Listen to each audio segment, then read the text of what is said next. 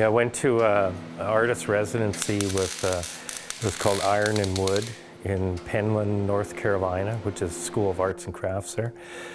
And the first night of the gathering, they decided to make a bench. And they had this piece of wood, and there was no way of cutting it apart, so they got a bunch of wedges and started pounding it into the wood to separate the piece for the bench top. And then, and I thought nothing of it, you know, just wedges, you use them every day, you never think about it. And it kind of gave me an idea that, you know, you could use that wedge in different ways to move wood, move metal, to manipulate it. For me, I started out as a furniture maker. And so everything, it seems, has to have that function. And again, in this show, I've made a lot of pieces that are just sculptural objects. And I do depart a lot from function, but it's always there with me, like, can you use that?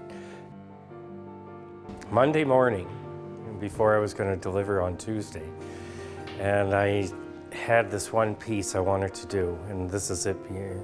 It's called All Wedged Out, and it's just how I feel about this whole process. You know, you get to the point and you're on the last day of it, and you're starting to lose it almost, and so I had to do a piece that kind of showed that. This piece kind of all wedged out, it culminates all that angst that you have about things. You know, as an artist, you wake up and you think to yourself, like, what am I doing every morning, making things about wedges?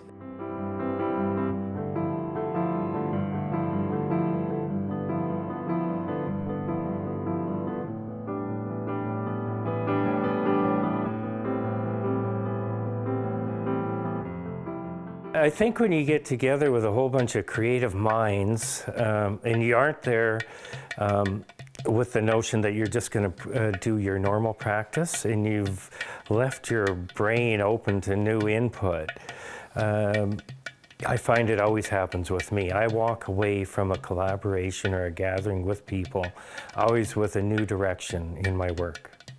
Well, I went to Joe's place and I said, Joe, can we do some work together? I'd like to put some wedges into your work. And I was like, you know, to ask another artist to be able to take some of their work and manipulate it in another way that isn't theirs. I was ready for rejection right there, but he said, no, what would you want to do? I said, well, I need 2 heads of yours. So I call these wedge hunting on Joe's farm. I think it's important with exhibitions to entertain. And the whole idea of the wedge is, I've explored it many different ways, from installations outside, scenarios that are just bizarre or surreal.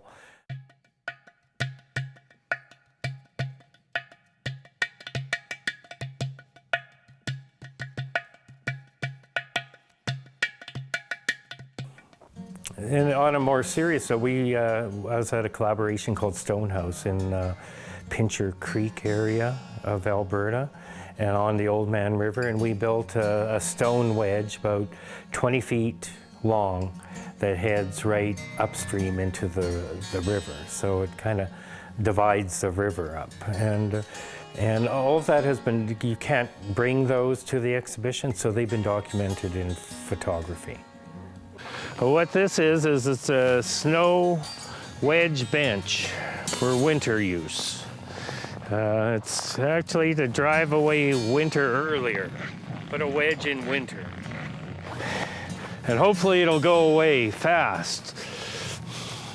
I remember last year when I was working on it last year, and the winter went on forever and ever. And it's sort of like this, I just had to do something to counteract winter, so I made a wedge and I just put it in different locations in the snow and the snowbanks, and it was just my way of putting a wedge in winter and trying to get rid of it. And out of that came a whole serious bunch of paintings that I did about wedges and in landscapes. So they're landscapes in some ways, but they're also studies for other objects that I'll probably make yet.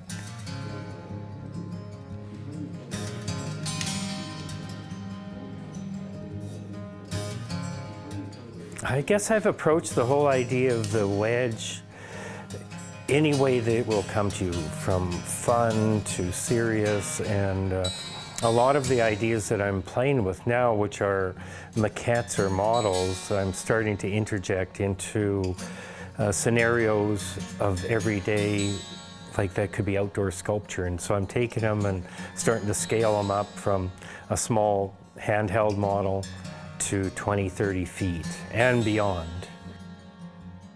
The whole idea of these, when I first started making some, was I saw them in a whole different scale. I saw these really as just maquettes, and that they could become 20, 30-foot sculptures that were outside. As an artist, I just want to have fun in what I do all the time. And not everything is just going to be serious about having to make a living at the art that I do, but if I can't go in different directions and explore new ideas that I get in my head, it'd be like you had a job every day and that you have to go and do this. So by me breaking away and studying the wedge and playing with it, it's going to open up whole new directions in what I'm going to do in my work and for the future. In a lot of ways, the work in this show is a real departure from my normal practice of what I do as an artist.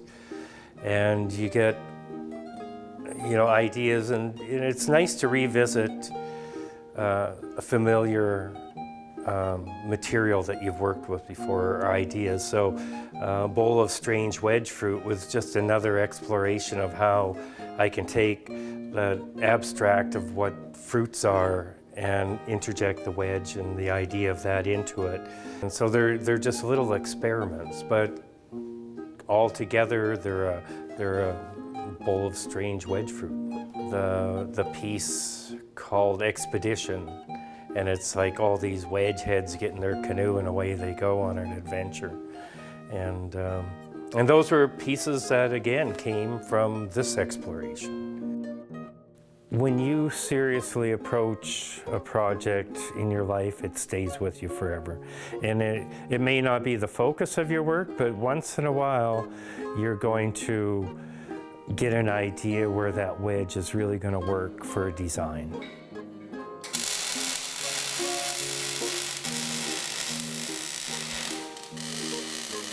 This wedge, or approaches to new explorations in any artist's work, it takes you away from your normal comfort zone, because there's been so many times what am I doing? You'd wake up, you say, okay, now I'm making things with wedges all day, and you question yourself, because you've never done it before. What you're creating is all new, and there's always that question of validating that work that you've made. I started looking at my work, and the whole concept of wedge, I think it's just part of our whole culture. It's been around forever, and we just take it for granted. And all of a sudden you start to do a show about wedges, and you realize that it's deeper than just that one study that you're doing for a show, that it runs a lot deeper inside of you. For me to go and make lots of beautiful bowls and things I've always done, but I think the exciting part of being an artist is that new exploration, that unfound area of yourself, what's in you, what can you bring out with a new exploration.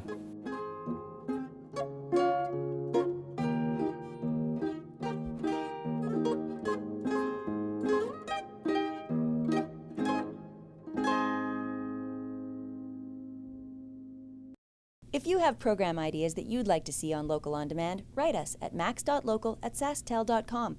Max Local programming is now available online at maxonline.sastel.com.